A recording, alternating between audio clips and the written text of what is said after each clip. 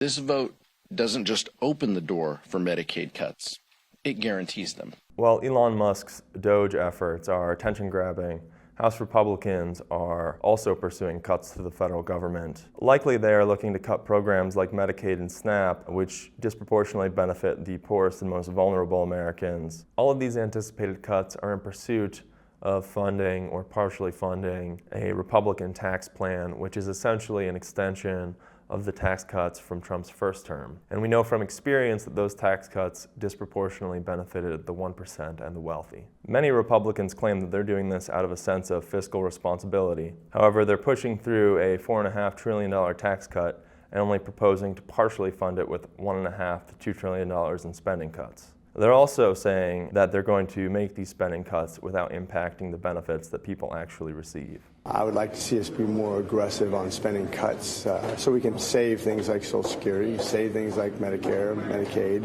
Liberal economists that I've spoken with say that making the sort of cuts that Republicans are talking about without impacting the benefits people receive will be nearly impossible. Dean Baker, an economist at the Center for Economic and Policy Research, says that this could mean pushing 20% of the 79 million people who rely on Medicaid off of their insurance. Republicans have a menu of options for pursuing these cost-cutting measures. One option Republicans have is adding work requirements for Medicaid. Even though most people on Medicaid already work, adding work requirements creates a layer of bureaucratic red tape that has the effect of driving people off the program and could potentially deny coverage to people with disabilities who are unable to work. Another option Republicans have is changing what Medicaid does and does not cover.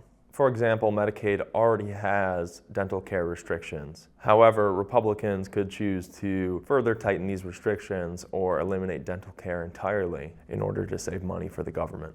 Another option that Republicans have is reducing what states are paid through Medicaid to a fixed amount rather than a percentage of costs. This would disproportionately impact states with lower populations, and economists tell me that a policy like this could cause community health centers or rural hospitals to close.